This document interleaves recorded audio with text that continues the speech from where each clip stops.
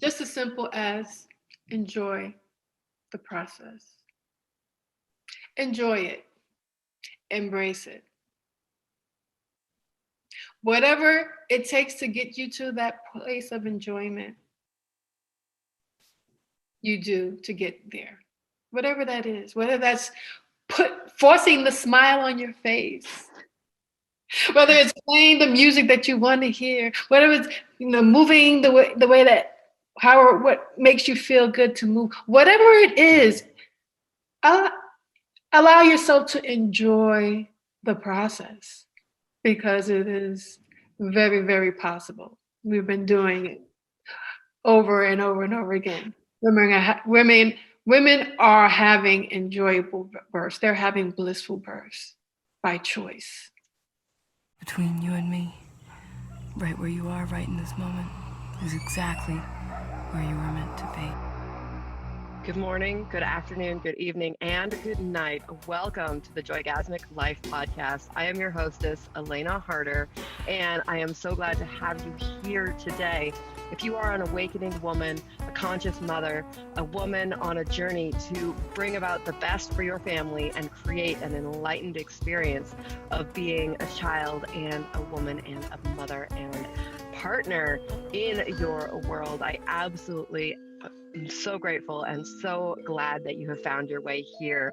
This podcast collects not only my own personal stories, things I would have done better had I known better, but also the beautiful stories of many hundreds of other women and men who have been through the consciousness awakening journey, who are here to share their stories, to inspire you to know that you can recover from mental health challenges, from postpartum depression, from challenges with traumatic births, and just the life in 21st century, as well as beautiful, actionable tips, exercises where we walk you through practical things that have really helped us, and the journey of becoming a joygasmic mother, one who handles absolutely every challenge with grace and ease and understands that everything is here to awaken her deeper, to create more empowerment and more pleasure in her life, even the challenging things. So that sounds juicy. Listen up because we have got a wonderful episode for you today.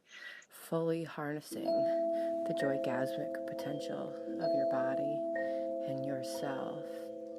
Anything is possible, and especially we are here to tell you that deep and fulfilling love is possible and is available for you when you choose that for yourself.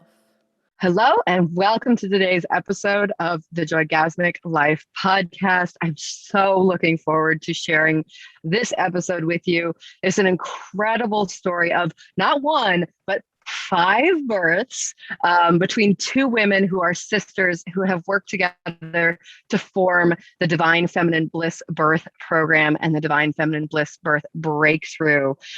Today, I speak with Fatima Georges, as well as her sister Kahari, and they together have brought together an incredible wealth of knowledge, as well as a holistic support birth team and an online program that share about how to give birth pain-free, pleasurably, joygasmically, orgasmically. We talk through their 7 births, including Kahari's 5th birth, which was a surprise and has a really different outcome than we might have expected, but a beautiful example of surrender and connection to baby.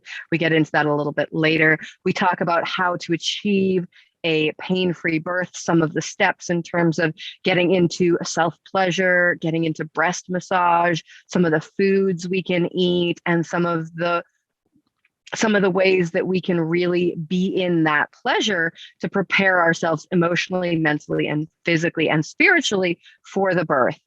Here is Fatima's bio, and then we will get right into the episode. So Fatima Georges is the founder and CEO of the Divine Feminine Bliss Birth Program. She has the benefit of a multifaceted career as a dancer, movement therapist, educator, holistic health consultant, and Reiki practitioner.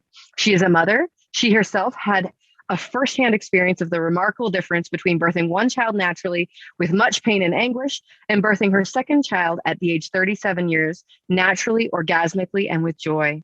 This gave her a compelling dual perspective on natural birthing. She has helped facilitate and create numerous successful births worldwide for the past decade. Fatima's clients feel emotionally, mentally, physically, and spiritually prepared for labor and report their birth experience was more than they could have ever expected.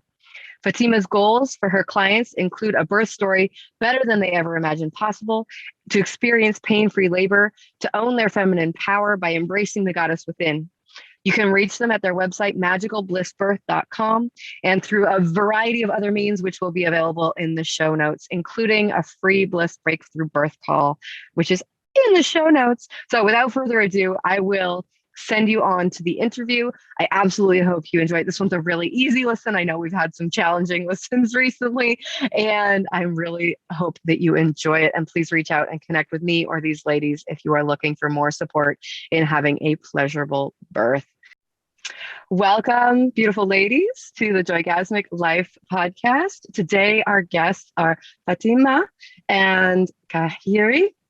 Kaheri, thank you so much for joining us today. And I'm so excited to be diving into pleasurable birth with you both. I connected with Fatima first, I think, on just Facebook, being like, what's going on here? Magical birth bliss. What's that all about? You know, and I've been collecting stories about orgasmic birth and pleasurable birth. And so I'm really excited to get to speak with you both today and hear about your journeys, your stories, and also how you're supporting other women. Before we get started, would you take a moment and let me know, like, how did you get into this journey of sharing about pleasurable birth? It actually originated with Kahari, actually. Okay. So I would have Kahari begin, and then I would join her because we merged later on down the line. So Kahari, why don't you begin? Okay, awesome. Well, just to formally introduce myself, my name is Kaheri Maat Akeru is my last name. And I'm the founder of Magical Women University and co-founder of Magical Bliss Birth with my sister, Fatima. And also the author of Magical Woman, 10 Steps to Unleash Your Divine Feminine Powers. Now, as for your question, it started with the pregnancy of my first child. I have 5 children. And my oldest now is 25 years old. So he was born in 1996. And with that birth, I chose to go a natural route. And I had heard and had read, and I had mentors in my life who expressed that I could choose to have a pain-free birth, right? Through meditation and self-hypnosis techniques. And so I worked with a birthing coach at that time, and through meditation we prepared. And that first birth, at first I did excellent, right? So I didn't accept any pain medications, and it got to a point where it was kind of rough. I was like, I don't know if I can do this anymore the way I'm going. And it got to a point where I was like, okay, you know what? What I'm doing right now is not sustaining me. Because I got to a point where I was like, okay, at this point, I think I might want to ask for some painkillers. And my birthing coach was like, you're doing so well. Like, why would you do that at this point? And I was like, well, if I'm not going to do it at this point, I have to do something different. And so I just went. And I said, you know what? I'm just going to go with whatever my body wants to do, whatever my body wants to make, whatever my body wants to do. I'm going to forget the birthing coach. I'm going to forget the doctors, the nurses. I'm just going to go with it. And when I did, when I just let go and I surrendered, when I surrendered to the birthing, my baby was born within the next 40 minutes. Yeah. I was ready. I was ready to push. The doctor was like, "You're ready to go. You're fully dilated. You're ready." Yeah. And it was just a big relief. Yeah. Yeah. Beautiful. And so I had 4 births later. The second birth, I was preparing just as I was preparing the first time.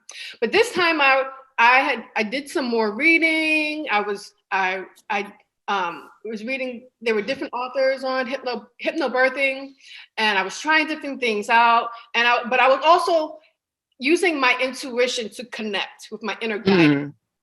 Mm-hmm. And I asked myself, I said, I know my first birth, I know how it felt, how intense the sensations were, right? Mm-hmm. And I asked myself, and so I wanted to deprogram the perception of pain, but I wanted to replace it. So I asked myself, what is intense, but something I would invite that is pleasurable? Ding, ding, ding. Orgasm. I had never heard of orgasmic birth, right? I did the video, was not out, right? And I was like, okay. So, and I didn't share this with my birthing coach. I just, whenever we practice, because we, in the meditation, we practice going through the stages of birthing. And when I was going through the stages of working with the sensations, right? I transposed pain, or I transmuted pain into pleasure. Yeah. And absolutely. That's what I programmed myself for that birth. Mm-hmm. And let me tell you, I was in that birthing, dancing and moving and woo, woo. It was just like, they might have suspected, they knew I was having a good time. They might have suspected I had an orgasm, but I didn't say it, but that's what I was experiencing. I love it. Oh. Now, and I would say not all of my births after that were orgasmic. I didn't feel the need after that one. The next one was I had a very peaceful, it was just uneventful birth. My third birth. My fourth birth was very joyful. It was a very joyful water birth. I loved that experience. It was home birth. That was my favorite birthing experience, in the sense of the environment that I chose. Mm-hmm. That one is an amazing story. And I'll save that for later. But that leads us to Fatima. So Fatima, I'll let you take it from there. Wow. Yes, so and before you go, and intermittently throughout those years, I have worked, I was working as a birthing coach, and for some as a doula, with other women who wanted to have similar birth experiences. Beautiful. And Fatima, just before you jump in, I just want to acknowledge Kaheri was this is 90s.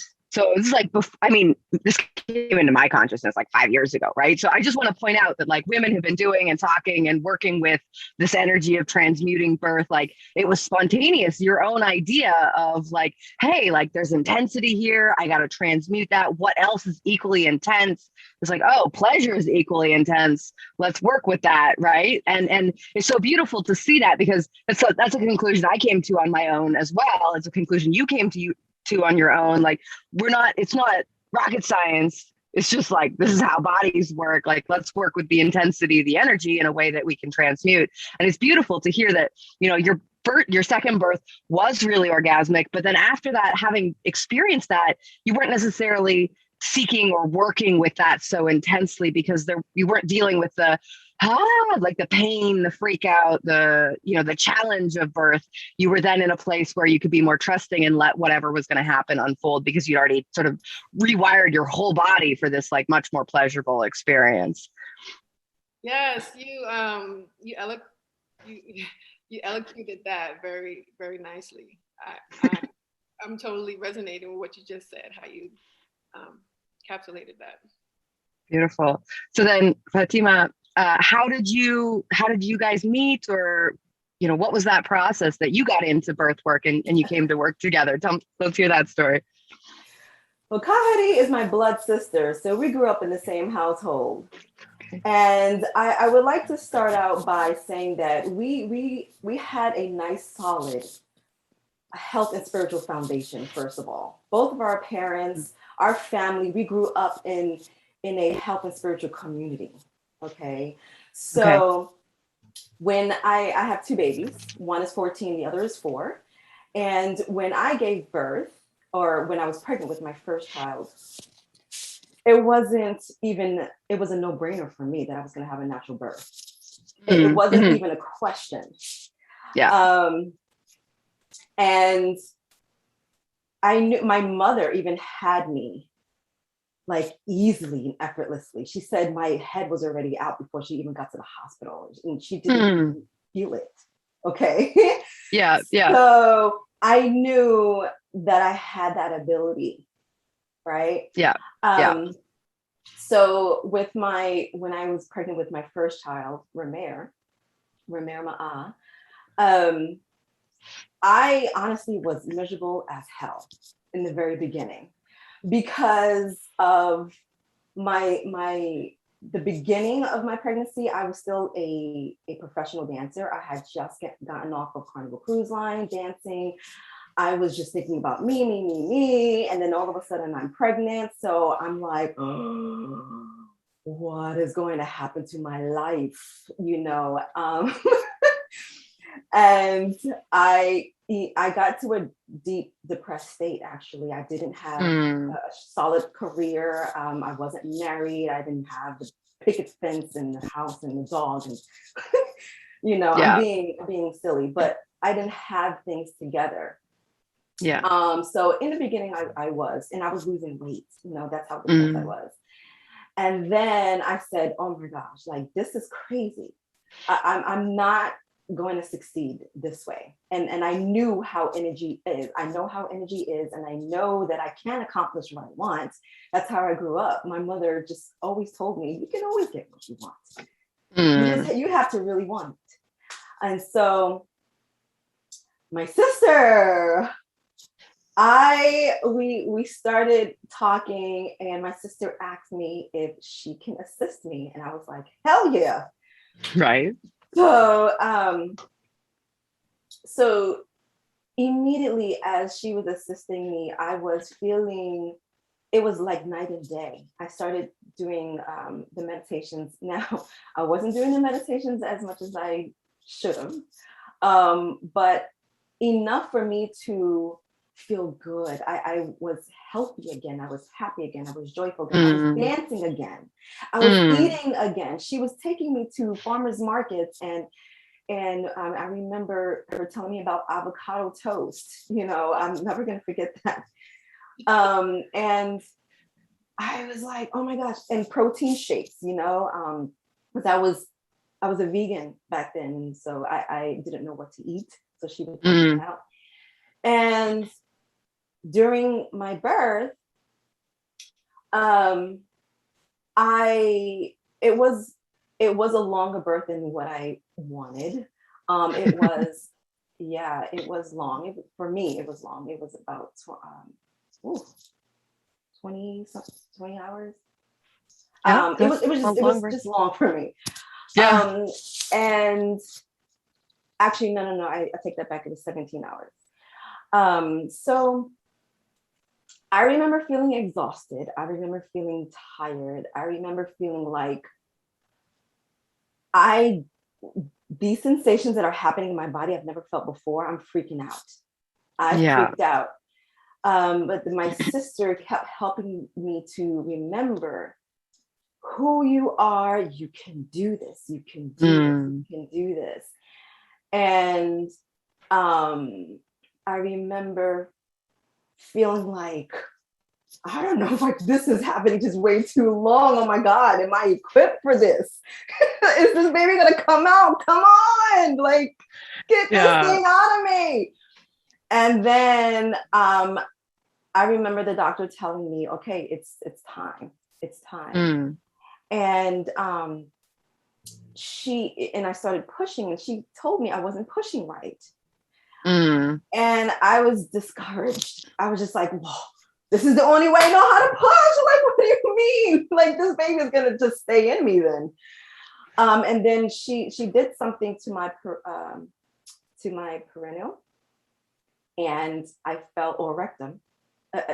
I don't even know what area she touched, but she touched an area that made me want to push, and that made me push the right way. And so it felt forced. It felt forced, and I remember feeling like a big, massive, sorry for the graphic, but poop just came out. Yes. You know, and it was a big release. And I was like, hallelujah, thank God. I called on all, you know, Allah, Jesus, thank the Lord, you know. And I felt proud of myself because I did it, you know. And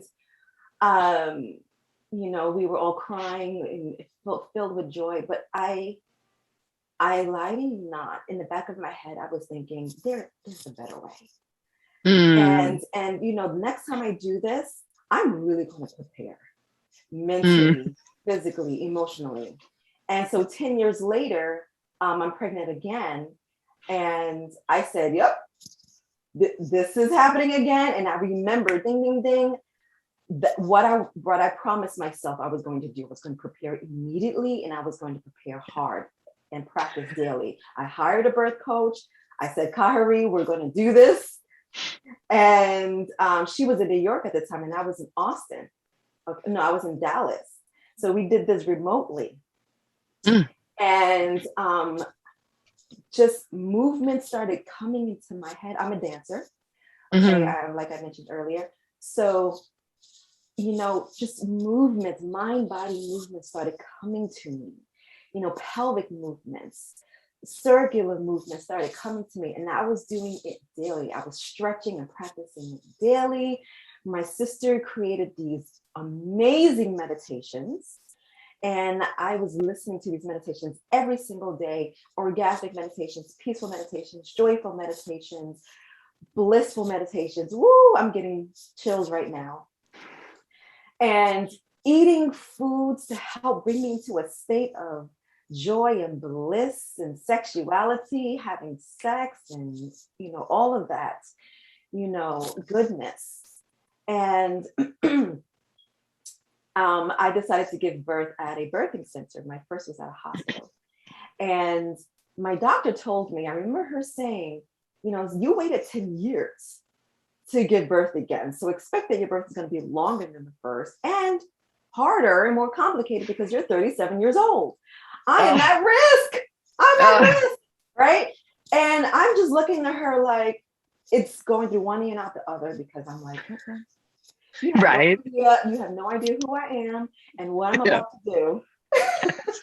Yes, that's right. It's like whatever they say, all that fear mongering, it's like F it, who cares? Like, if that's what you want to believe, then hey, that's not me. Yeah. So I kept practicing, and then finally, when I started to feel those sensations, those waves, my affirmation was each wave brings me one step closer to holding my baby. I was breathing through it, and my partner at the time, he was, I could tell he was freaking out and tensing, but I was just in my joy and in my zone, like, whoo, you know, and just whining and moving on my birthing ball. And I'm on my birthing ball right now, by the way. Yes. And we took our car ride was about maybe 40 minutes to get there. And the car ride was a bit bumpy.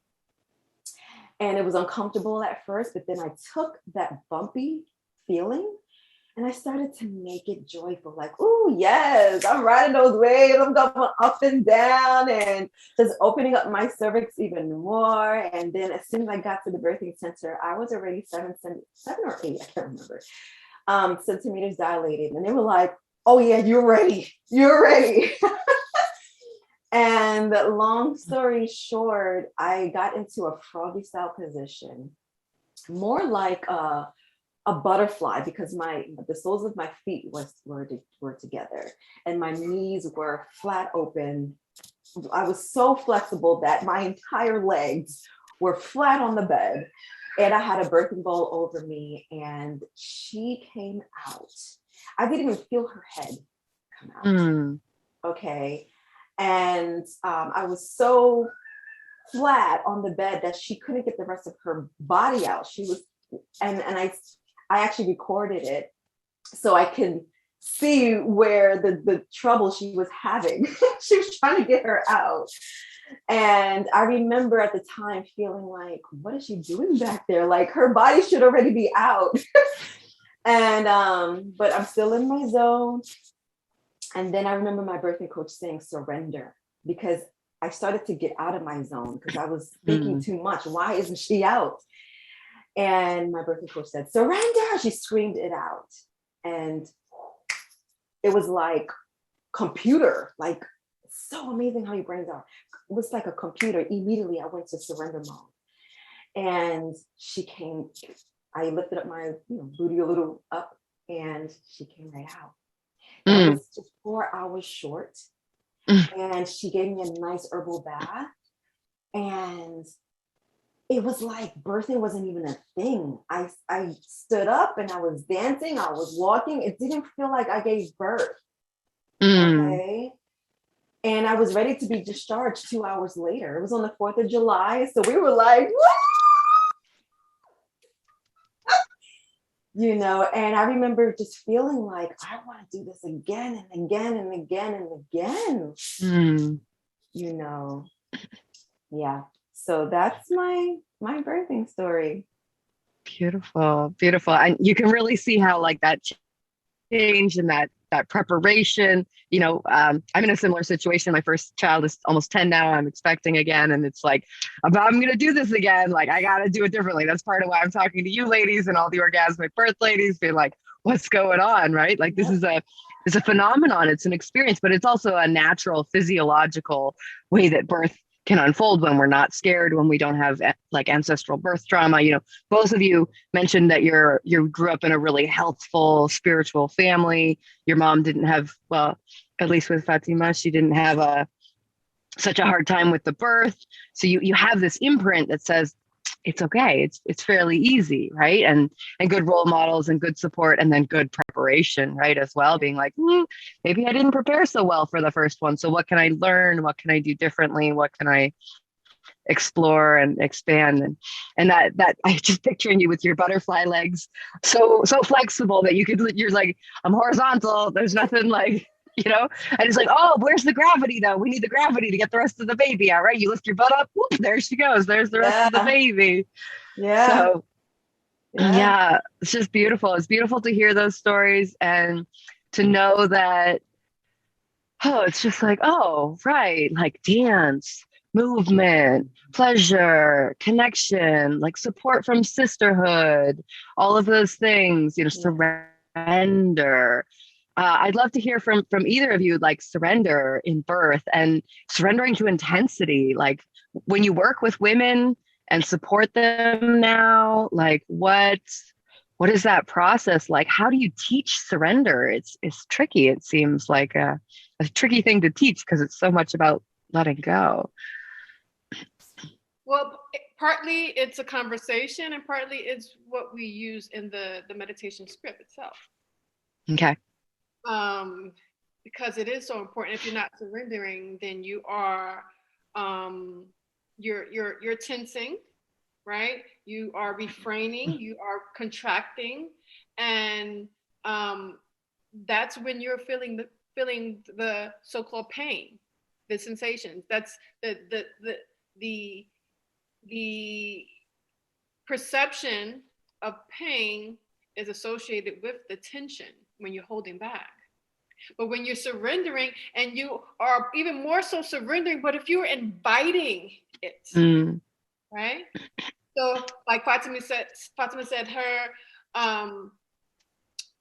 her affirmation was, each wave brings me closer to my baby, to birth, my baby, holding my baby. So you are inviting those waves. So you're not trying to combat the wave, right? You're not trying to fight the wave. You are surrendering. You're inviting you, and you are enjoy it because it's doing a beautiful thing. Mm. It's bringing you your blessing.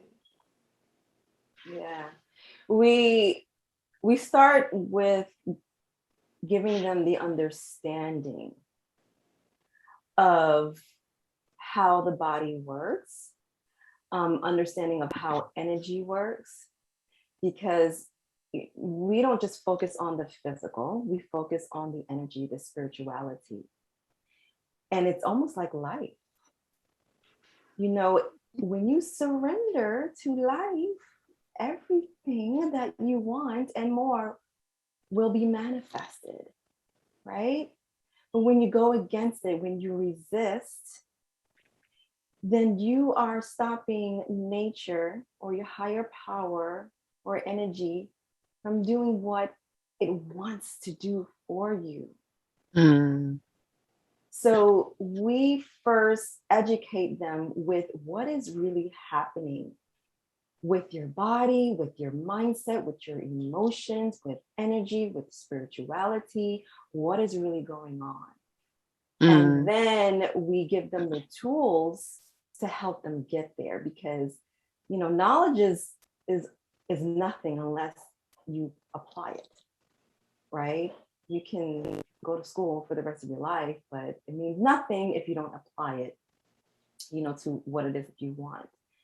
So it's important that we put it to practice and actually do the work, take action and do the work.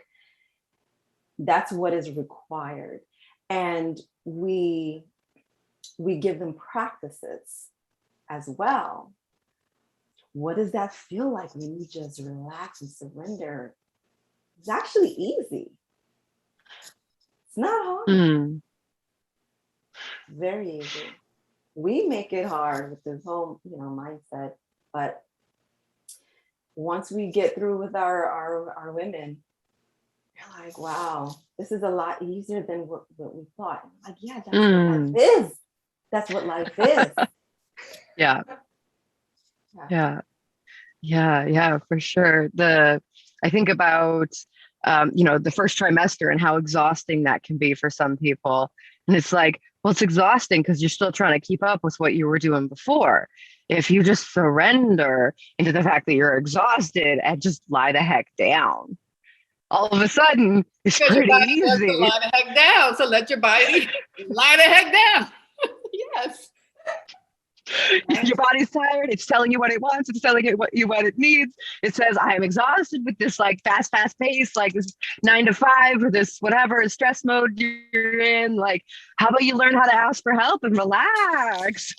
It's like, oh, but that's an epiphany. Like that's a huge undertaking for a lot of women who have lived their lives in sort of we call it a man's world, right? Getting shit done and being productive and making sure they're taking care of, you know, the whole family, their 4 other kids, whatever that might be. And so I think there is really a need, you know, especially if there are older kids involved or younger older kids involved, like to ask for help. And be in support in that. Kaheri, I'm curious because you've got 5. What is that like? What was that experience of surrendering and relaxing through, you know, some of the exhaustion or the challenges? Like, were you tired in your subsequent pregnancies, and how did you deal with that? How did you handle surrendering into that? I would say each birthing experience after the first was just because of personal experience, it was easier to surrender, you know, because I got to the point where I realized, okay, that's what got me through surrendering. So do what works, right? You do what works. And that's just, you know, what I did, you know, and we forget, we fall back and we get back into the rat race because we have all the messaging from society and the pressures and the, you know, and family members and society and members of the community who have their agendas and they want you to follow along in their agenda and stay on the gerbil wheel, right? Just keep going. And I just have to, had at many points in my life, just wake myself out of it. Wait a minute, who am I serving? Am I serving my highest good? Or am I serving the needs and wants of other agendas? Absolutely. Absolutely. And I think that is one of the lessons of birth and pregnancy, is just like, got to put ourselves first. Like, women are told, serve everybody else, make sure the kids are taken care of, make sure the partner's taken care of, make sure your friends are taken care of, make sure your work's taken care of.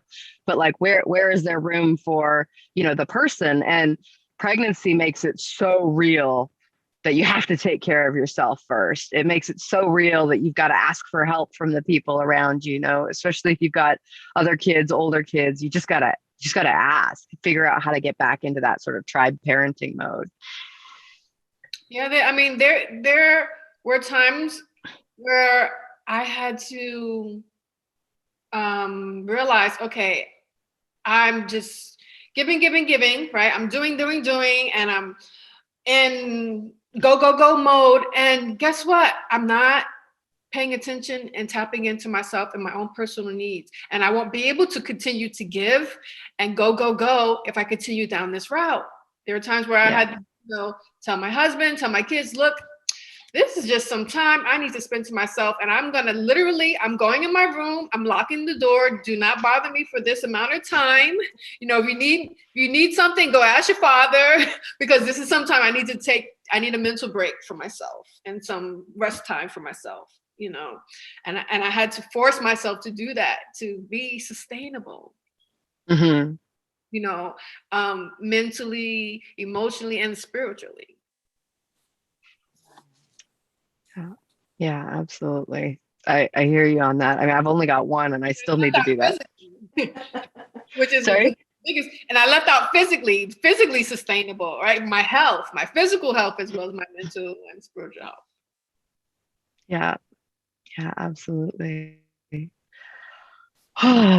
So let's jump back into pain-free birth. You talked about, let's understand how the body works. There's this concept of like surrender physically, the womb muscles.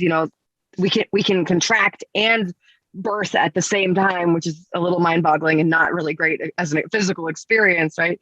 I'm sure you educate your ladies around the muscles and how those are actually working. What are some of the other ways to relax through the contractions and make labor, easier and shorter?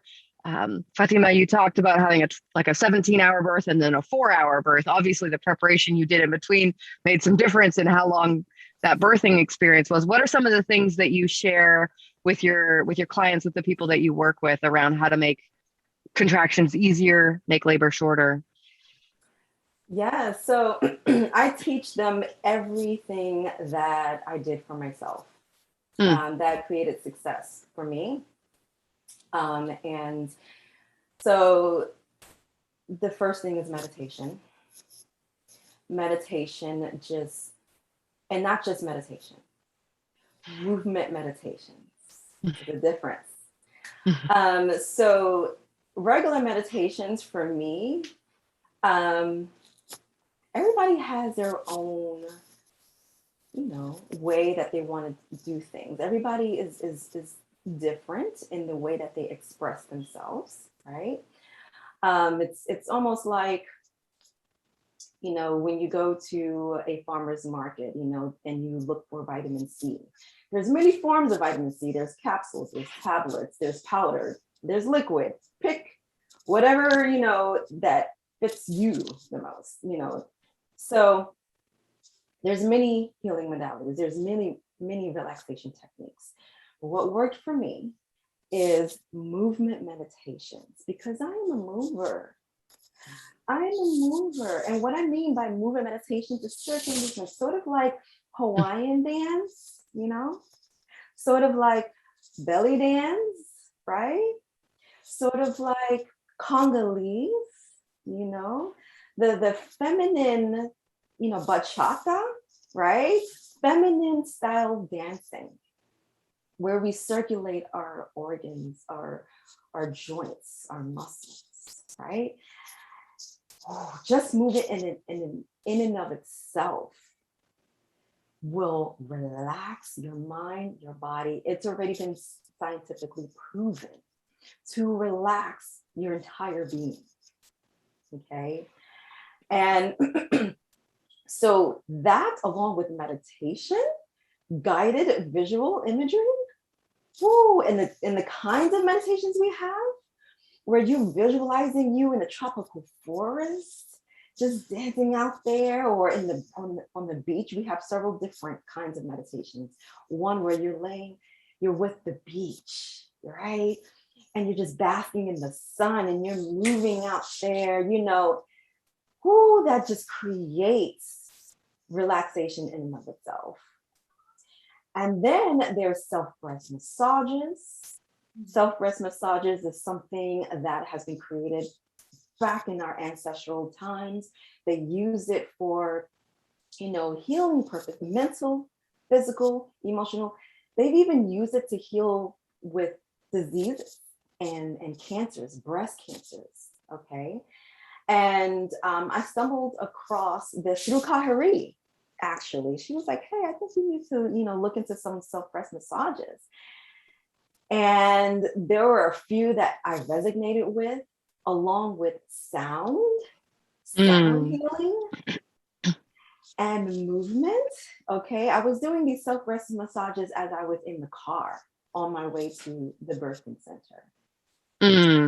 Yeah, and that's releasing oxytocin, right? Any that breast stimulation is just like, oh yeah, we're in that pleasure, we're in that you know, that oxytocin that creates the beautiful squirting and like the releasing of the vaginal fluids, and in that really juicy place, right? And if anybody who's listening to this in the future like hasn't explored that more, highly recommend it. It's like absolutely worth exploring. You know, there's a lot of beautiful things that can happen through self-breast massage and partnered breast massage, like some good stuff. It's really midwives, just to interject really quickly, many midwives will recommend that, especially during stalled labor, right, to get things going again. You know, self manipulation, but like you said, you know, partner stimulation, even, you know, mouth to breath stimulation. Absolutely. Absolutely. Ina May Gaskin, she's like, you got to get those open mouth kisses in there. You got to get that, like, that sensual touch. It's like, whatever got the baby in is what's going to get the baby out, right? And I mean, we got babies in our bellies. They got there somehow, right? That part.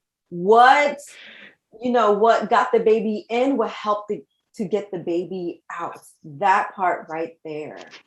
Releasing those oxytocin levels, you know, and it's doing so many things simultaneously. It's releasing fear, it's releasing anger, it's releasing guilt, it's releasing shame, and all of that shit. I don't know if I can say that, but don't worry about it. We swear. All of that. And also releasing those oxytocin, stimulating those hormones, you know. And so nipple stimulations was something I did. Also aromatherapy. I am the biggest advocate for essential oils, plant medicine. And so I was making sure I not only diffused it, but I would marinate in it. And I would put it on like I'm taking drugs, like, you know what I mean? Just for that relaxation, you know? And like I said earlier, food. Aphrodisiac food. There are foods that can actually help to also just release those oxytocin levels. You know, like that chocolate, the cacao, that honey, the strawberry, all those things that help you to get that stimulation going, to get that baby, you know, active, will help you to feel sensual and sexy and just relax and in your bliss, you know. So I was making sure I was eating those foods.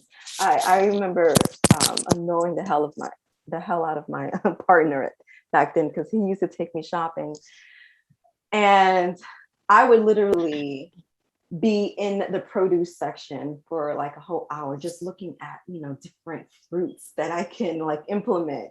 And he would be like, can we go? Like, you've been here for too long. And I'm like, no, I am going to be here, and I'm just going to bask in, and relish in this fruits. And because food is your soul, food is the way we nourish ourselves, right? And it's important that we feed our bodies. This body that we have is our earth suit, and we want to take care of it as much as we can. So back to your question, man, and he got the benefits of it, because as soon as we got home, you know what I mean, it was on. So food, movement meditation, self-breast massages, aromatherapy, and just nature. Mm-hmm. Whenever I'm feeling tense or challenged with anything, and this is why I love living in Austin. There's natures everywhere, in New York City, you get one tree a block.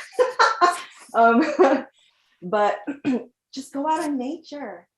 Just listen to the birds, listen to the squirrels, listen to the ducks. So relaxing. Listen to the water, the lake dripping. It's just relaxing. So those are the things that I encourage, I make our clients do. And that's how they get results, because they do it. Yeah. They do it. It's not like, oh, that sounds nice. No. We hold you accountable. We as a community, as a sisterhood, as a womanhood, we hold you accountable. All right. What you got going today? I have this going on, maybe my husband, blah, blah, blah. Okay. Well, what could we do to help you relax? And they do it. And they're like, oh my gosh, like I just feel so amazing. I feel, yeah, because you're back in alignment. You're back to who you are, who you truly are, which is love, joy, bliss, peace, relaxation, calm. Yeah. And nature is so good for that. Like nature in the fruit form, right? Versus like processed foods. So like nature in the whole food form, nature in its beautiful like tree, forest, water form, whatever that might be. Like it's so healing. And part of that is coming back to the resonance of the earth. There's literally a resonance that the earth carries that cities, they kind of don't carry, because they're so full of the cells and the radio and the just like the stress, fear of like human reality. The frequencies bombarding you and the Wi-Fi. Yeah, it's a lot. Being able to get out into, a wild natural place is absolutely super healing for all parts of our bodies. And I mean, I live in the woods because that's what I need. I go back to the city, I'm like, I'm all crazy. And it's like, get me back to the woods. And I'm like, oh, I'm a nice human being in the woods. In the city, I'm a bit of a bee, like, so just keep me in the woods. I like to make you that way. Yeah, I recognize not everybody has that, not everybody has the ability to like go live in the woods. Some people are in the cities, their jobs or their partner's jobs or whatever that might be. But even if we can connect. If we go out into nature, we can bring like a rock or a piece of wood back to make an altar, a little space in the home that's got these like natural things in it, and that can help connect us with the memory. Or like you said, with the meditations that you're offering, even our imagination bringing us into beautiful natural spaces. Like the imagination is incredibly powerful. And so when we are connecting that with natural spaces, all of a sudden we've got that power of nature in a square box in the city. And it's maybe not as immersive as really being out in nature. But if you can't do that, if you can't get out, if you've got 4 or 5 kids and it's a heck of a lot of work to, get them all into the car and get out to the beach or the forest or whatever, like, 20 minutes with some good headphones and a beautiful meditation, like that'll do you if that's what you can manage. Right. So yeah, not to mention the breast massage, right? I just want to say that's an excellent point, because if you see it, whether it's in your mind's eye or with your eye, your body and your spirit deems it as real. You are experiencing it. Your body reacts as if you are actually physiologically acts as if you are experiencing, you are there. Yeah, absolutely. That's one of the magical powers of humans. I want to hear more about this experience of like reprogramming the intensity of pain to the intensity of pleasure. Kahari, can you speak more about that experience and how you work with people to do that, or what sort of processes you use to create that transformation? All right. So I did explain my own personal experience, which was the intuiting the thought of transmuting the sensation of perception of pain to orgasm. And so whenever I practice, because I practice doing my birthing, breathing, and perceiving the sensations of pain as orgasm, or just the sensations, right? Because we took the word pain out of our conversations altogether. We just said there's sensations. Right. Even contractions, we were like, well, they're waves, right? Yeah. Or, and so we changed our wording, right? Because we have associations with certain words. So we changed our wording, and in our script itself, I have a specific script for orgasmic birth. And there's different styles, but we have one specific style because some women prefer different things. I've had people who they prefer just the joyful birth, style, just being in the, in the ocean, right? This, or just being in a peaceful state, right? But for the women who really are attracted to the idea of orgasmic birth, in the script, it actually gives that suggestion, okay, now another orgasm comes and it feels so da-da-da-da-da, and another orgasm, it just feels so orgasmically da-da-da-da-da. So that's multiple orgasms. Right. So it's just like you are practicing the birth, just as a athlete practices for their event, like the U.S. Open, a tennis player, right? Practices for in fact, my father was a tennis coach, and he coached many people to the U.S. Open, and he was he was like my main.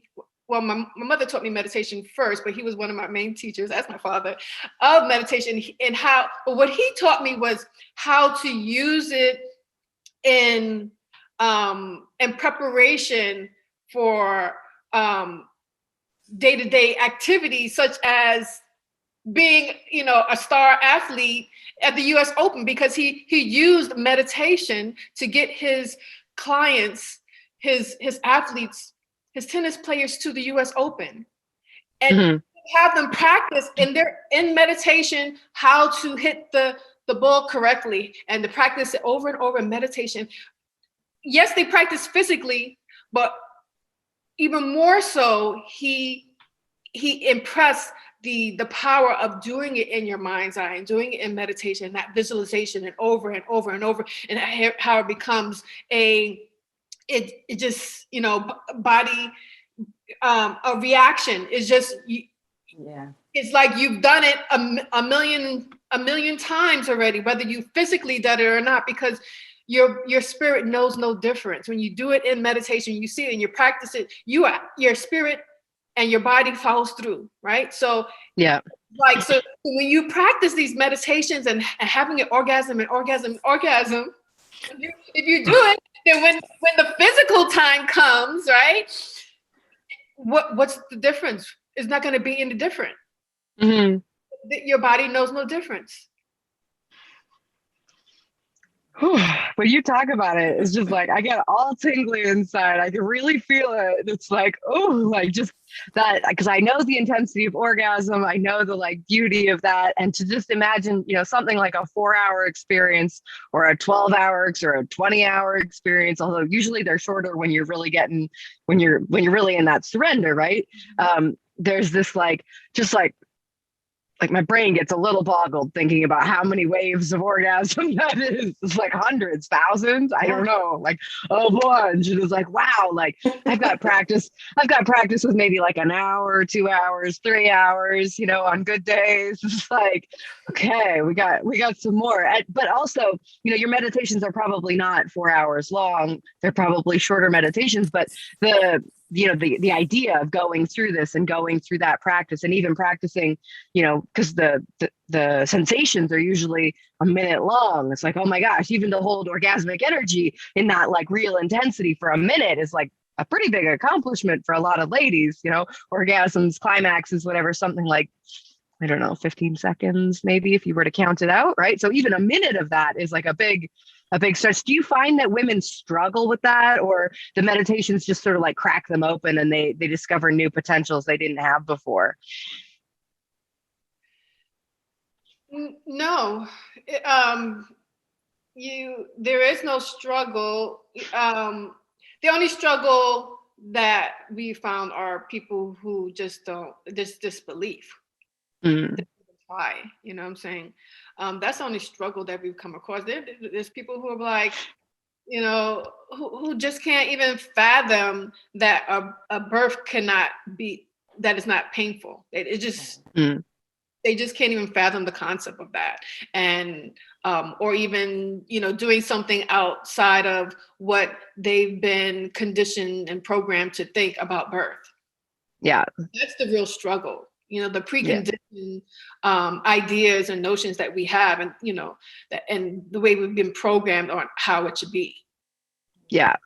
I mean, all the screaming women on their backs on gurneys and TV or whatever, being like, this is the worst thing ever. It's like, like your jaw's tight, your pussy's tight. There's no pleasure in that, right? You gotta like, exactly. So people let don't go and like, yeah, go ahead. They have been put into trance, right? With those images. They've been programming, unbeknownst to them, those images, right? And not standing in their own understanding, their own sovereignty, and saying, I'm going to take my life and experience back. Right. Right. I can be in the driver's seat. Right. I can experience this how I wish to experience it. Absolutely. Yeah. Because we're not, most of us are not, we're not trained to be individual thinkers. We're not trained to really know who we are and the beauty of what we really came with, and the power that we have. We're such powerful beings. Mm-hmm. We have so much power,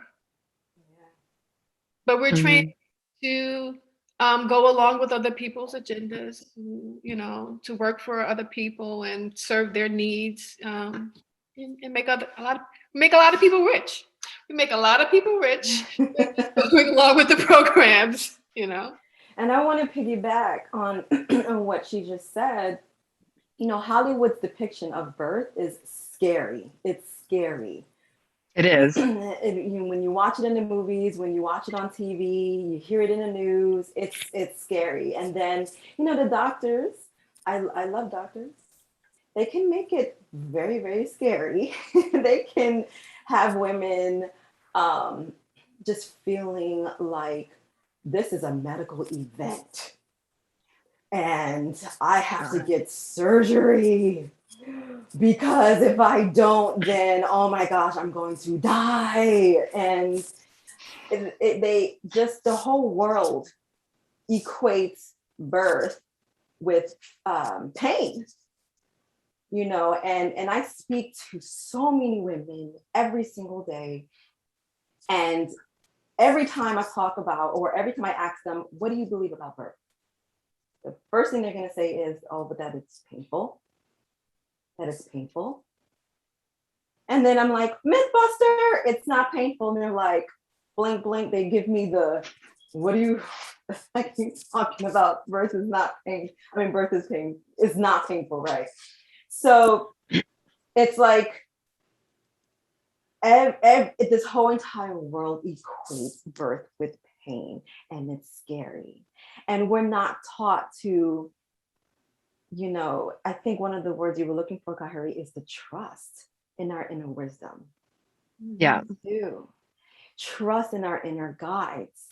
I can't tell you how often I hear my intuition all the time. Do I follow and listen to my intuition all the time? No. And I pay for it in the end. And I'm like, oh, damn, I should have followed and listened, right? But we all have those internal guides. We all have that intuition. We all have that inner wisdom. And we're just not taught to trust it. We're not taught to follow it. And trusting and this is something that I had to learn for myself.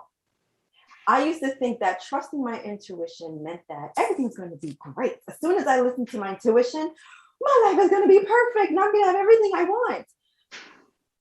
No, it doesn't mean that everything is going to happen the way I see everything is supposed to happen, like I hope I'm explaining this in a way that you can really understand. We have our idea of what we want our lives to be, right?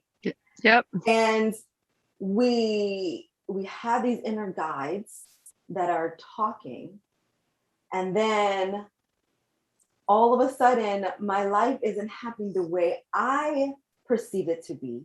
But guess what? It actually happens to be better. And then I'm like, you know what? I didn't even, I'm glad I didn't have him. I'm glad I didn't get into a relationship with him. Oh my God, imagine. Been there, done that. Yep. You know what I mean? Yeah. Years later or months later, I look back at what I didn't actually attain, what I really wanted, what I thought I wanted. And I'm like, oh my gosh, I'm so glad I followed my intuition. It didn't, that wouldn't have served me. So following your intuition doesn't mean everything that you see is going to happen. You allow God or your higher power to flow through you, and you will receive more than what you imagine in your mind's eye. Your mind's eye is limited. It's like the big elephant. There's different people who are standing in different areas of the elephant. One is standing in the back, and all they see is the freaking tail, right? or the poop. One is is standing at the front of the elephant, and they see the trunk, they see the eyes. Another one is standing at the side of the elephant, and they just see, just the side. It's almost like nothing. They just see the skin, right? So you're just seeing different parts of the world. It's I like limited. to add to that. So how I see it, right, is that we all have different parts of our body, and in a very simplistic way to put it, even if you just look at, we have our physical bodies, right? That's subjected to the laws of nature. We have our mental and emotional bodies. That's where our ego exists, and the conditionings, whether or not you conditioned yourself, your family conditioned, society, whatever those conditionings came from, right? It's a programmed identity. And then you have your spirit body, which is not bound to the physical and the mental conditionings, right? It's closer to what I consider your truer self, your higher self, right? And that holds the memories of why you even came to earth in the first place. And that's where the intuition comes from, the spirit body, that your higher self, that talks to your ego, your mental, emotional body. And the mental, emotional body can get caught up in the programming that we get from society, things that your parents taught you, society taught you, the media, all these things, and everybody else's agenda, and it makes you think that you want to do. I want to get the house, the car with the white picket fence, and 2 children, cat and the dog, and all that stuff, right? Mm-hmm. Whatever it gets programmed. That mental body gets programmed with. And into a very small box of what would be good and what would be okay for my life. A very small box compared to what your soul came in with. Keep going. Exactly. So we can sometimes get confused with who is talking and who wants it. Who wants it? Is it your ego who wants it? Or is it your higher self? What the part of you of that's closer to who you truly are and why you came to earth in the first place? Who wants it? So sometimes we get caught up in that, right? And we think, right? But we don't realize that we can come out of that and we can unthink, right? And if we come in if we get into alignment with why we really truly came, that's what you're surrendering to. You're surrendering to your true purpose, why you really came here to do, what who you truly are. That's what the surrendering is. You're not surrendering to society and other people, right? And what they want and their agendas. You're surrendering to who you truly are. That's the surrendering. Well said. Thank you. Yeah. And that little voice of intuition, sometimes we get confused with intuition and like fear programming. It takes, and Fatima, you were talking about the journey of coming to recognize that, and that maybe we don't get the things we think we want right away. Sometimes that's just because it's like 3D reality takes a while to catch up to us listening to our intuition. You've got to listen to your intuition strongly, firmly for like maybe a year straight before your life really starts to like shift around that and be like, oh, she's listening. Okay, let's start giving her the things that she's really here for, the things that she really wants, Start listening in a deeper way and get to that place where we're really living from a place of surrendered trust to the higher plan, the bigger picture for our life, the reason why we came here. I like to look at it as before we're born, we sort of like, we've got this like file folders of all the different possible lives we could choose. We're sort of flipping through them going like, oh, like cancer at 43, like that sounds really fun. Like, let's give it a try, it'll wake me up. I'll become a much more awakened being on the other side. I'm on board, So we have these like, and before that I'll have like a crap diet and too much stress. Like I'm on board for that, like the soul is like curious about the experience of being human. Part of being human is this contrast. It's like, it's easy, it's beautiful, it's blissful, it's ecstatic, it's challenging, it's shitty, it's terrible, it's like soul destroying, and like you don't want to be here anymore.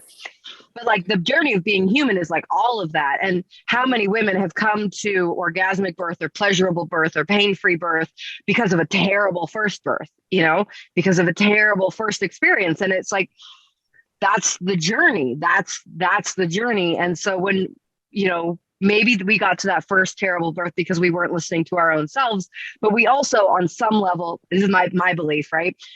Take it or leave it as you wish. But like on some level, the soul, the spirit agreed to that journey beforehand to be able to experience what it was like to have such a challenging experience and to want it so bad, to want it to be different so bad that you actually have the motivation to do the work. You actually have the reason, like just like you did, Fatima, to be like, oh, I'm gonna, like that first one was like, the second one, like, I'm gonna educate myself, I'm gonna do the work, I'm gonna find the support, the teacher, whatever that might be, and really make that change. And so from that place, we can, down the road with a little bit of perspective, we can surrender to the challenges that were there earlier in our lives and go like, oh, even though that was challenging, like, I fully accept where I am. I'm in gratitude for that jerk face, who got me pregnant or whatever it was. Right? Oh, he's not a jerk face. He's just operating from his own wounding. And I was equally participating in that experience, whatever that might be. There's thousands upon thousands of variations of things we might have held grudges for. But when we can let go of those and really be in that place of surrender, like, every moment of my life to this point has been perfect. Every life of my moment moving forward, every moment of my life moving forward is perfect. And in some sort of divine plan. And if I can just surrender to whatever's happening in the moment, whether that's the intensity of childbirth that's going on longer than you might have thought it would, or whether that's sensations in childbirth that you just really weren't expecting or prepared for, when you can go, these sensations are bringing me closer to my baby. This challenge in life is bringing me more clarity about what I want and where I want to be. You can surrender into that.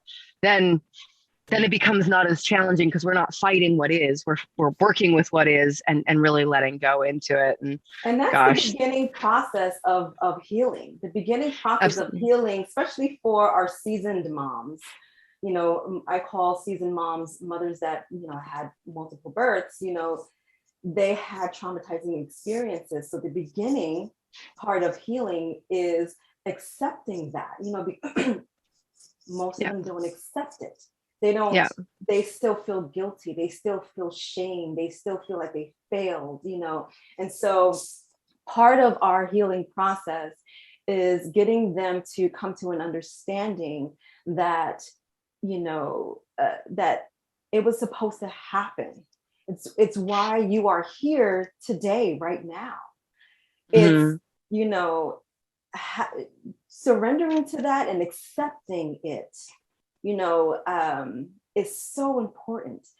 And it's important for the next stage of being able to release and let it go. Yeah.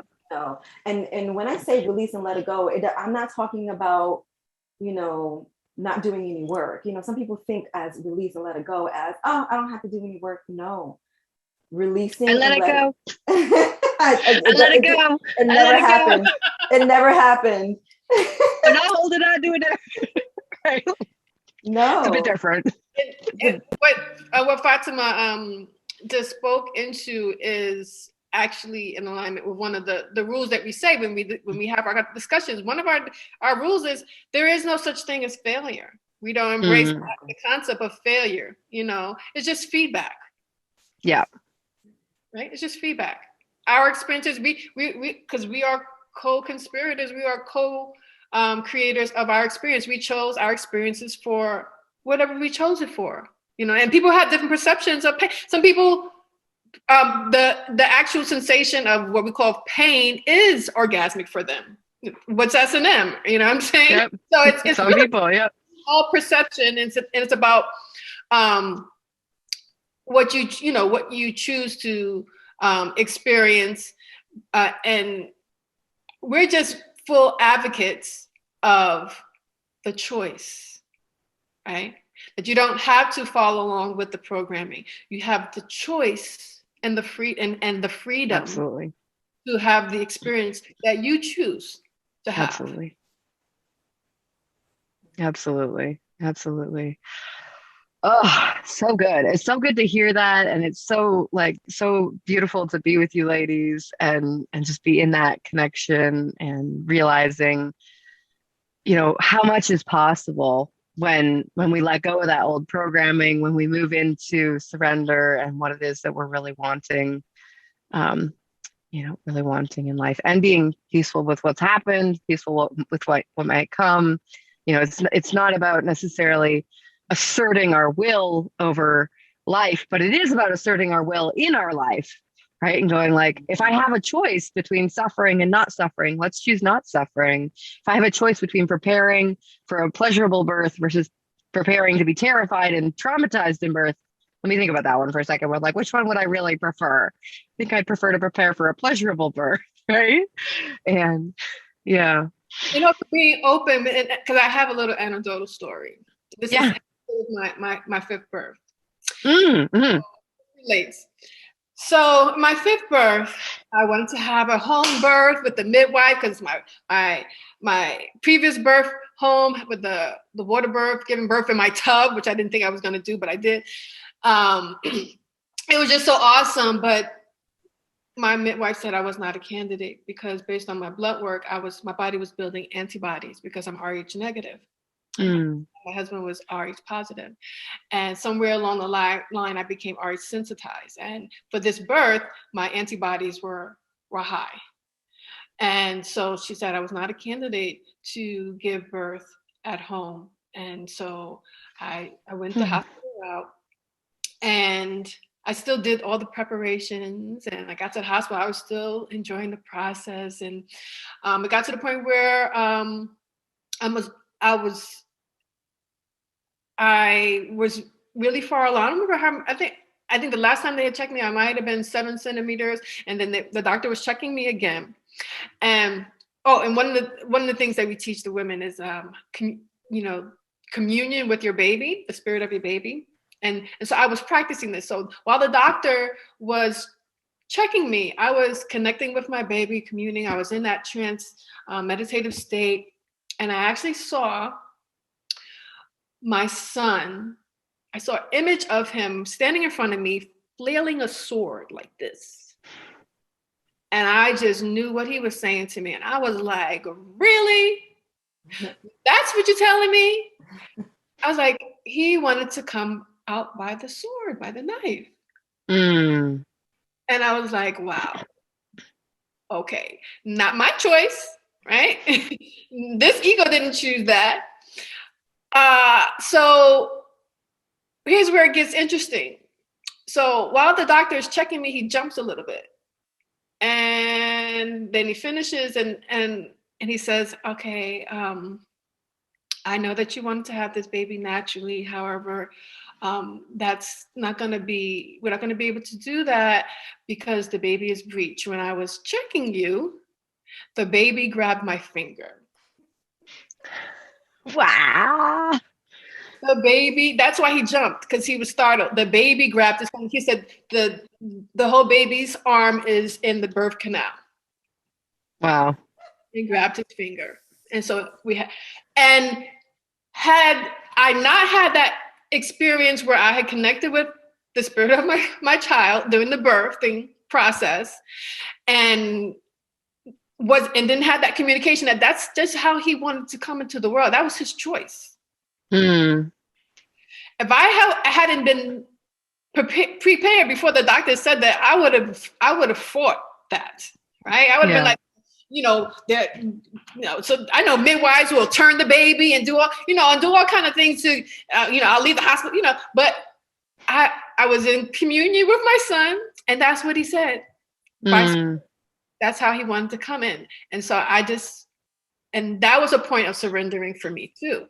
To the doctor, because birthing is a joint experience too, right? Because I'm bringing a spirit into this realm, right?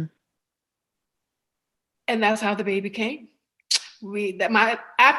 After 4, all natural, no painkiller, no artificial painkillers whatsoever, my last birth was a C-section. But it was still an amazing, beautiful experience. Yeah. I still get amazed when I hear that story. I heard that story so many times, and every time I hear it, I'm like, oh my gosh. Woo. Yeah. Well, and that acceptance, right? Because the trauma from the C-section comes from, I had a plan, it went differently, I didn't consent to it, somebody else is telling me what to do. But in that space of connecting with your son's essence and his communication, he says, like, this is how I want to come out, mama. Like that's a radically different experience. And then you're able to consciously make that decision. You know, you could have fought it. You could have said like, no, we're going to do this. I'm going to deliver a breech baby, which is going to be a fight in a hospital, right? Like once that doctor's like, I felt the baby grab your hand. Like that's a fight with the doctor that you got to do to, you know, preserve your right to attempt a breech birth versus not. But being in that place of surrender, having practiced that surrender to the birthing process so much and that clear communication from your son, you know, I can see how that experience, even though you're going through like the surgery experience, the psychic, emotional, spiritual trauma isn't necessarily going to be there because you're on board with it, because you're accepting of it, because you're in alignment with it, even though that wasn't necessarily what you had planned, you know, for the birth process. But you know, things are as they are, and they change along the way. And to be able to be peaceful and in connection with yourself and your body, would you take a moment and just sort of like walk us through what your emotional experience, you know, sort of from that moment when you realized that was what was going to happen through that actual like cesarean process, if you feel up to for it right now? It wasn't eventful. It wasn't an emotional. I didn't go through emotional turmoil because I was truly connected. And I was like, because I knew it before the doctor even said it. I knew it. I was like, wow. Okay. And so when the doctor said it, it just confirmed it. Right. So what I was what the doctor said confirmed my spiritual experience. I was like, it is what it is. And my husband was like, you sure? I was like, it is. It's what it is. This is what was supposed to happen. This is the way he wants to come. So he's like, okay, because he would have fought with me, you know. Yeah. He would have fought with me. But it was just like, this is what we're doing. this is what we're doing. And by the way, he's a fencer. Okay, so he's really, you know, all the way through. He's like, "Mama, I'm here for the sword play. I'm here for the knives." Like, yeah. And notice that it wasn't fear-based. It wasn't fear-driven. You know, she wasn't in an environment where the doctor was forcing her to do anything. You know, it was, she already knew within herself what was going to happen. He just happens to confirm it. You know, that is extremely different from, you know, a mother that is making the choice of a C-section because she's scared. Yeah. You know, the doctors are instilling fear. Yeah. You know, that's completely different. Yeah, absolutely. Radically different. And I know that depth of intuition. I remember just before my son was born, just like screaming in my head was this like, don't cut his cord, don't do this, don't do that. You know, there were all of these like things. And, you know, had I been more centered in my own intuition, because I wasn't at that point, or had I been more centered in my own personal power, which I wasn't at that point, I could have maybe just like turned my body around from where I was and been like, you guys aren't part of this. I'm going to finish this up on my own. Right. But I didn't even have the personal power at that point to say what I needed to say. And so all those things that were in the don't do this, don't do that, don't do this, all those things came to pass, right? I knew it. I knew exactly what was going to happen next, because when we're in those last phases of birth, like we are in such a psychic space, we're in such a intuitive space where like time isn't really linear so much. We're connected with what's going to happen next. We understand it. We know it. And so, you know, I understand that from my experience too. It's like, oh, I knew exactly what was going to happen next and could have fought it, but went with it. And you know, I might have made different choices if I were myself now, but it's also really beautiful to hear that story of, oh, you don't need to be in the fight. You know, you can just let those babies babies choose their paths. And I'm sure that in your birth work, having now had a cesarean birth, like you've got a bit more context, you've got a bit more breadth of knowledge to be able to talk to those ladies who have been through that. And you can share with them what that process is like without fear, without stress, without anger, or abuse in it. Right. And Elena, I wanted a water birth with my second child. I was desperately wanting that water birth. I love water, and so I even visualized myself being in the water as I was giving birth. But when it came time, when I got to the birthing center, they filled the pool, and I got in it, and I just stopped progressing. Yeah, like just stopped. Everything just stopped, and I remember wondering like what is going on, and I went over to the side and I connected with her in my belly, and I said, or in my womb, and I said, what is it that you want? Help me, and what I got was get out. Yeah, that's what I heard, was get out. Yeah. And the ego wanted that water birth. I was just like, just like the white picket fence, right? It's like, I want the water birth. I want the white picket fence, It's like, sorry. No. And as soon as I got out, I got on the bed and she came out fast, Yeah. So I had to learn to connect and also surrender to what it is that she wanted. Absolutely.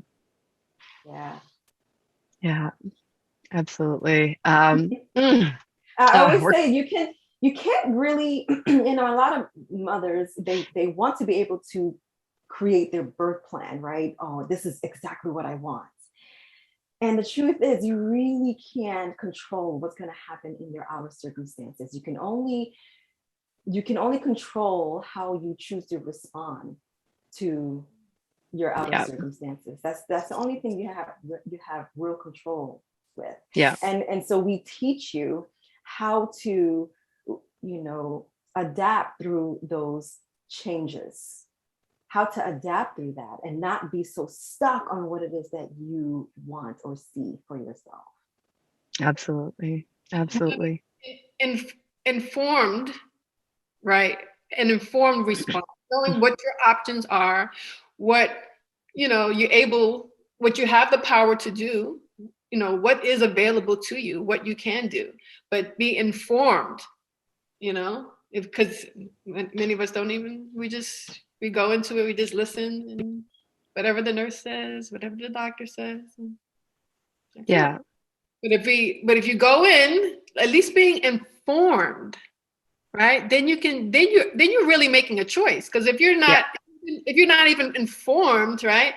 If you don't know what the options are, if you don't know the statistics of how those actions usually play out, right? If you don't know that information ahead of time, then you're not really making a choice. You're just you're surrendering or giving your power away to other people to make decisions for you because you don't even know. Yeah. And we've got a whole other podcast that I did recently about induction, how induction, you get inducted into the military, inducted into the police force, inducted into like hospitalized industrial birth, right? And it's like, whew, like that is a whole rabbit hole that like we won't have a chance to get into today. But, when we're aware of that cascade of interventions, when we're aware of what that really looks like, then we can make choices that, keep us at home until the baby's starting labor on their own. We can make choices, to be like, I'm feeling my central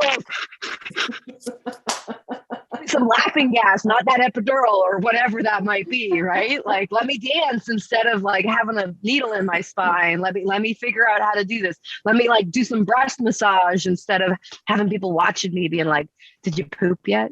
Oh, sorry. That's like my son and I did this series about like birth is like poop. We're gonna do a couple more. You said like the giantest shit, and I hear this all the time from ladies. They're like, it's like the biggest poop you've ever taken, and it feels so good. And you're like, birth is like poop. Like it's like that's how to describe it to men and people who don't have vaginas and people who haven't given birth before. It's like, and have done a whole series because how I've been talking to him about it to help, and why it's so important to have a physiological birth, physiological poop. It's pretty obvious when you put it in that comparison for a lot of people. So I know we're short on time. I feel like we could talk forever.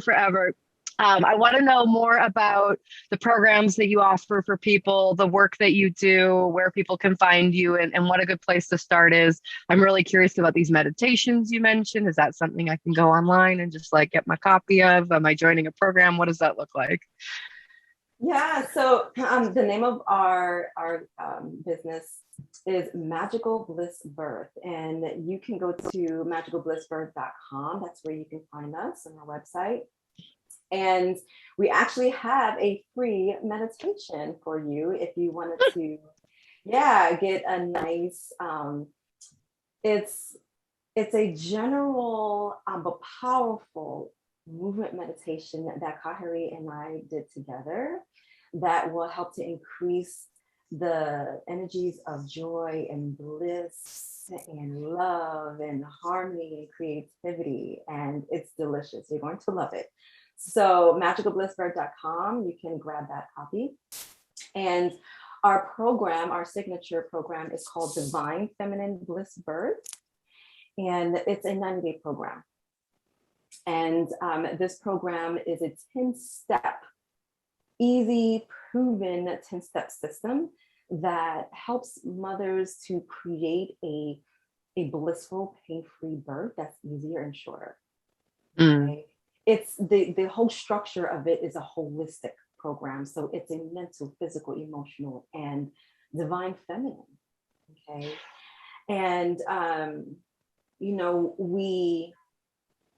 we have the online part of it, but it's, where we have the modules and we teach you the movement meditations, the self-breast massages. We create a precise birth plan for you. We teach you the aphrodisiac foods, okay, that you can eat. We give you a whole menu list that you can take to the grocery store, all kinds of wonderful, nutritious, and delicious recipes, okay? And we teach you how to connect and how to trust in your inner wisdom and connect with your baby. Beautiful. And and we have a whole team. It's not just us, okay? We have a nutritionist. We have a certified registered nurse, OBGYN. We also have a mindset coach. Okay, we have a movement therapist. All right. Beautiful.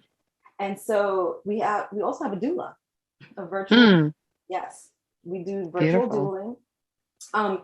And so it's like a one-stop shop.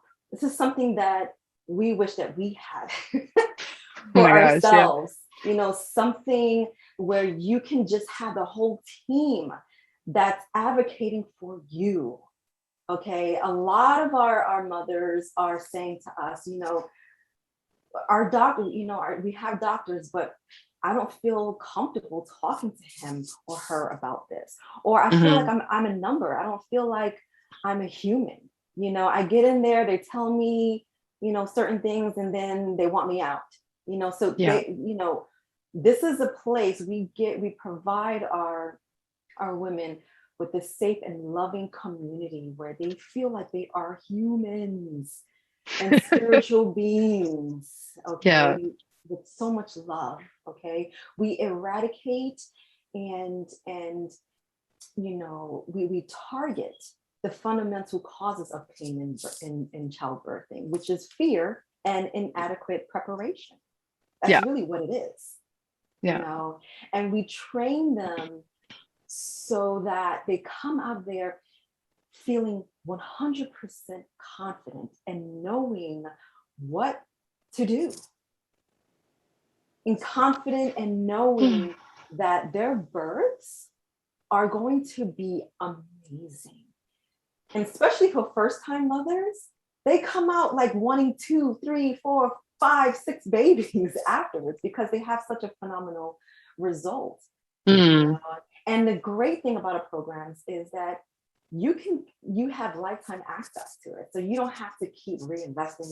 You have lifetime access, Beautiful. Yeah. For baby number one, baby number two, baby Two, number three. three, baby And, number and four. We'll do it each time, really, right? it's a mentorship program. You know, mentorship meaning we do it with you. We don't just give you the tools and say, okay, good luck. You know, we do it with you, which takes the guesswork out of it. We support you 1000%. Mm-hmm. And we hold you accountable, like I said earlier. We hold you accountable. We support you, we love you, we hold you accountable, and we kick your ass at the same time.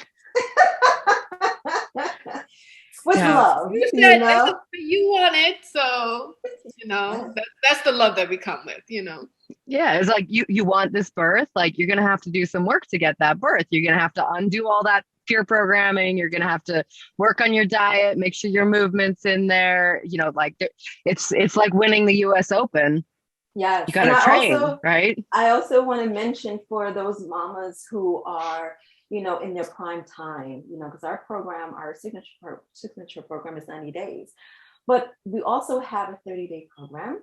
And we call that primetime magic. That's for my last minute mamas that waited till last minute to do their inner work. And we actually have 2 segments to that. So there's a 30-day where we spit out the modules gradually, like every 3 to 4 days. And then we have another one called the Express. So that's for our mamas who are ready to give birth 4 to 5 days from now, Yeah. So we have something for everyone. So wow. Yeah. But I'm so glad to hear you established that team. That's been something that's been in my heart. I'm like, gosh, like if we're really doing this preparation, we're really like, I can't study the depth of nutrition that I really want to study, and study the depth of birth that I really want to study, and the depth of mindset, and the depth of, that community support. To do that as one person is like, well, it's not a feminine model. Hey, it's like a bit of a masculine model to be like, I can do it all myself. Right. And so to hear that you have already brought together that team is just like, oh, like I feel like it's like an instant manifestation moment for me where I'm like, I've been wanting to build that. And it's like, you already built it. That's so, so beautiful. So cool. Yeah.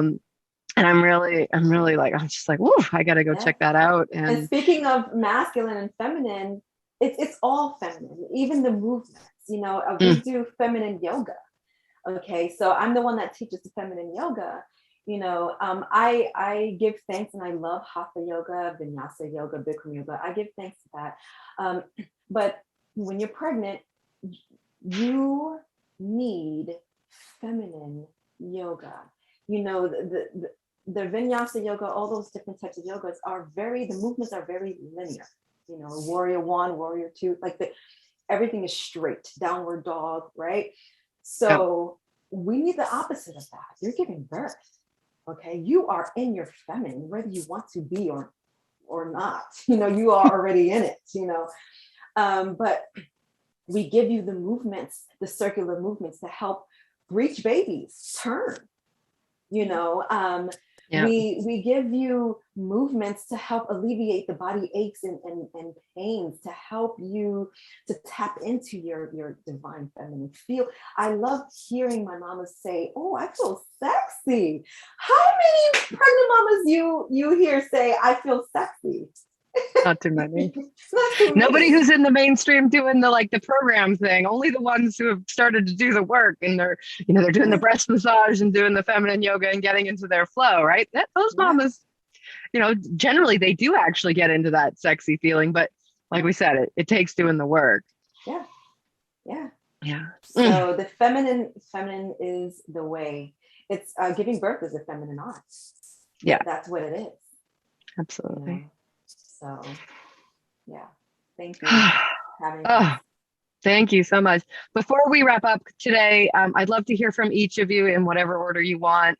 Just last words of wisdom, for mamas who are considering or who are curious about pleasurable birth. What do they need to know? What words of inspiration could you offer to them? My number one recommendation is simply just as simple as enjoy the process.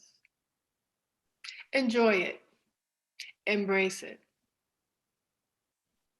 whatever it takes to get you to that place of enjoyment, you do to get there. Whatever that is, whether that's forcing the smile on your face, whether it's playing the music that you want to hear, whether it's moving the way that what makes you feel good to move, whatever it is, allow yourself to enjoy the process because it is very, very possible. We've been doing it over and over and over again. Women are having enjoyable births. They're having blissful births by choice. Absolutely. Thank you. Enjoying the journey. Ooh, yes. That's what it's about. That's what life is about. That's what being pregnant is about. You only get one shot at this. One shot. You don't get a do-over. You only get one shot at life? Not at life. What do you mean at this moment? Baby. You only get one shot at this present time. Yes. Right? At this present moment. You only get one shot at this present moment. Mm-hmm. And I'm actually talking about specifically with the birth. So you get one shot at, giving birth to this baby, So enjoy it, right? And what I say is, because a lot of mamas are having a lot of fear. They either have fear of the pain, right? Or they are feeling judged, right? There's a lot of pain points. They're feeling judged for the choices that they make with themselves and their babies, and they feel like they're out of control, right? Oh my gosh, they just lost control of everything, of themselves, their bodies. They can't remember things that they did 5 minutes ago, and so what I say to those mamas, whether you are a first-time mom or seasoned mom, is to tap in, close your eyes. I don't care where you are, tap in and listen to your inner guides and trust it. It really begins with acknowledging that you are a divine feminine being, with the power to create your own reality within any circumstance. So when you tap into your inner wisdom, your inner guides, your divine feminine, you will be led the right way. You will be led in a way that serves you and serves your baby. Okay? And your higher power is for you. Your body is working for you. Your life is working for you. God or Allah or whatever you want to call your entity is working for you. You need to stop talking and start listening and going within. Okay? You are already connected, right? You're already connected. But resistance will get in the way. I share.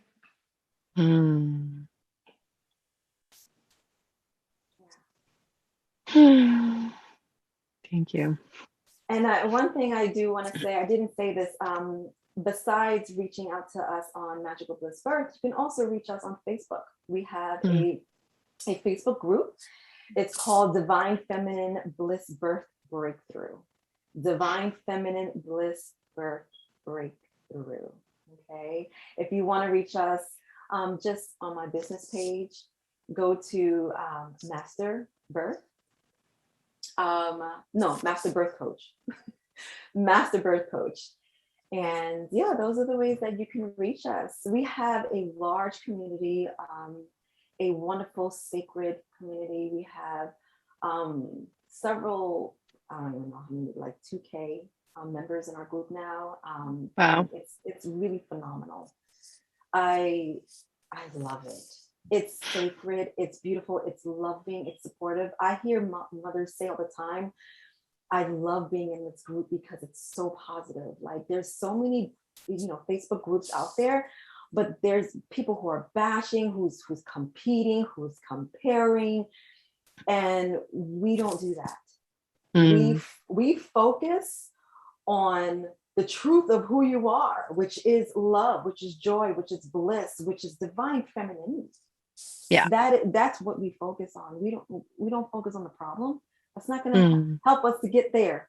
If we focus on the problem, we focus on the solution. I'm a solution-oriented woman. Yeah. Yeah, absolutely. Oh gosh, so wonderful. Like she said, you can find us on our website. You can find us on Facebook. You can also find us on IG, right? So we have the Magical Bliss Birth on IG, as well as we do rooms in Clubhouse and Magical Woman University. Yeah. Beautiful. And I'll make sure that all those links go in the show notes. So if anybody wants to you can just click in and find and connect with these incredible women. Oh, so beautiful. Thank you for having us. This was really fun.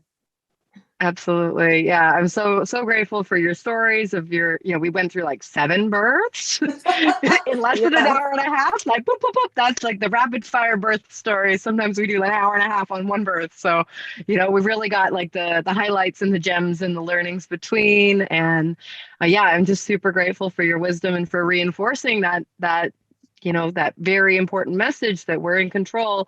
And when we educate ourselves, we're not in control, but when we educate ourselves and when we connect with that energy of surrendering to the most beautiful outcome and aligning ourselves, our vision, our visualization with that most beautiful outcome, radically different things are possible.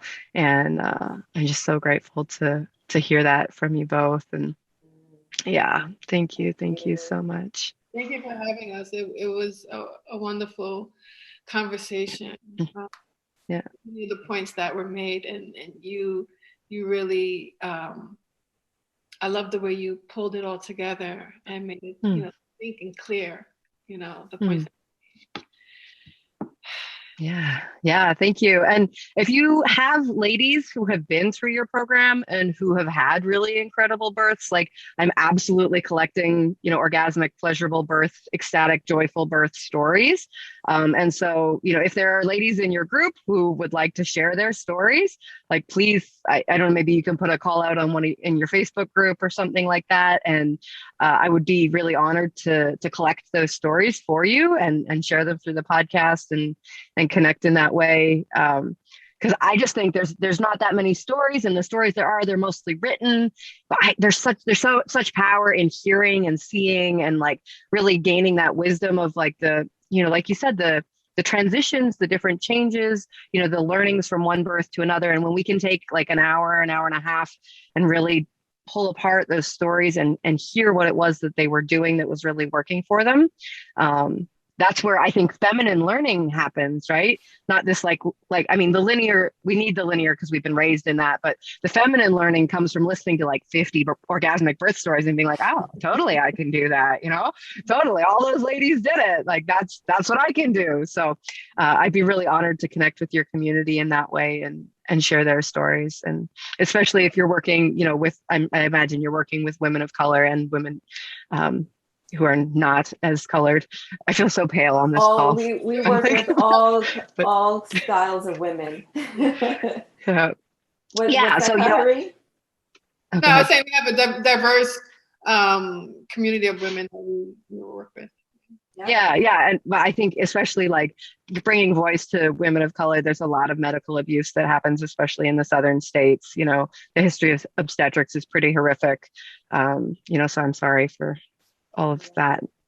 And so if I can be a part of sharing those stories. We are the solution. Solution oriented. We are the solution. Yeah. I like that. We are the solution. Mm-hmm. Yeah. Absolutely. Thank you for having this platform. We all have for the solution. Yeah. My mom at my wedding, you said we are the solution. My mom at my wedding, she said, most people are born with a space bubble. They need a certain amount of space around them. She says, we blow bubbles and they've got this like circular sphere around them. She says, Elena wasn't a bubble ever. She was the solution. She was like literally the liquid that like made up the bubble. And I was like, oh yeah. That makes a lot of sense. Like you said, we are the solution. I'm like, I did literally the solution. All of us right here. I love that. Oh, I mean, how could I forget, Elena? I just remembered. Yeah. YouTube. We're on YouTube as well. Ah! I just realized I didn't say that. Magical Bliss Birth on YouTube. Actually, in the YouTube channel, we interview our clients. So on there, you can hear their stories. I mean, we had a mama that gave birth in 49 minutes. It was her first birth. Okay. And she's from Ghana. So we reach out to women all over the world. All right. Incredible.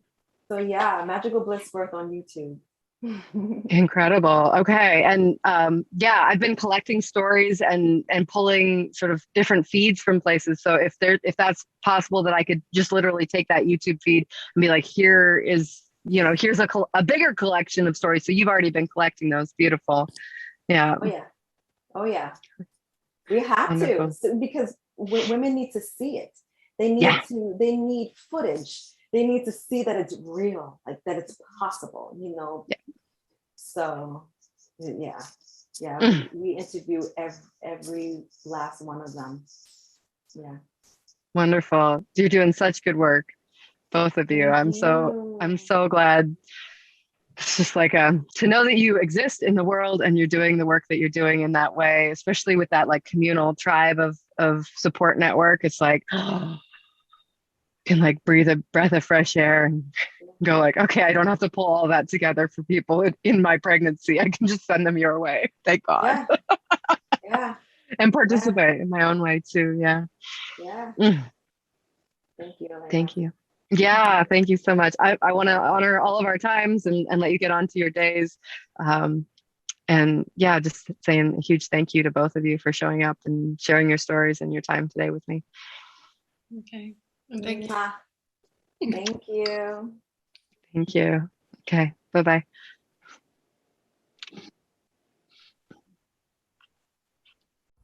Well, that was awesome. Thank you so much for listening all the way to the end.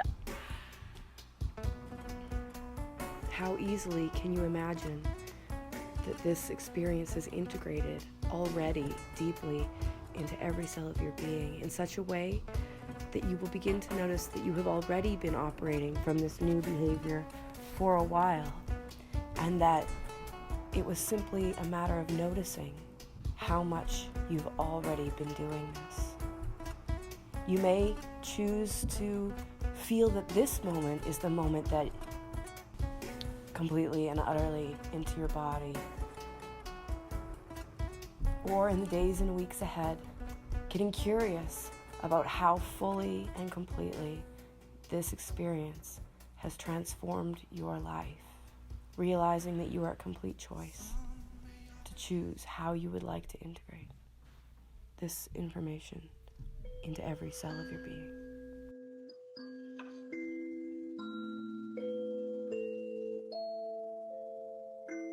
Thank you so much for being a part of the Joygasmic Life podcast, and I am so grateful to have you here and be a part of it.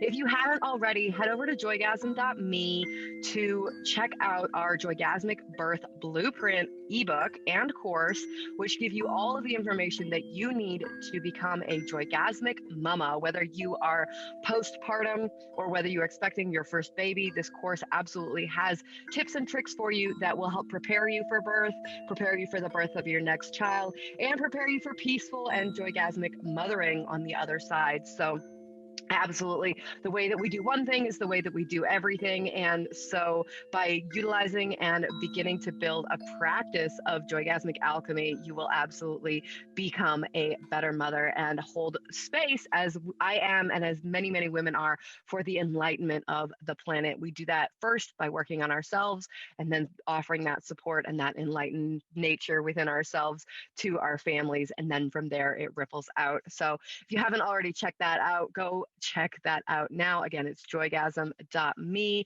We've also got courses on rescuing your relationship, bulletproof mom, how to be able to handle even the most intense toddler or special needs child later on in life, as well as a multitude of new courses that are coming out. We're absolutely grateful to get to have you as a part of that. And remember, anyone who participates in the funding of the podcast absolutely gets a membership access, which allows you to access the bonus features, the ends of some of our episodes, exercises from our guests, as well as featured free content from them. So super glad to have all of you who are a part of that already here. And thank you so much for being a part of the Joygasmic Life family. If I could leave you with only one tip for how to be an orgasmic, joygasmic mama in this world, the invite would be to really step into and embody the knowledge that you are actually here for a reason, and that reason is to be an enlightened being for your family. They chose you for a reason. They chose you on this consciousness journey for a reason. And you absolutely have the tools and skills to be able to do this. If you're struggling, please reach out. I am more than happy to help people rewire what's going on in their brain, create a new story, and create a more powerful experience so you can be the kind of mama for your kids that you really have dreamed of. You absolutely deserve it, and your children absolutely deserve it. I look forward to getting to know you more, and I look forward to co-creating through the membership content. Have a beautiful day, and we'll see you on the next podcast.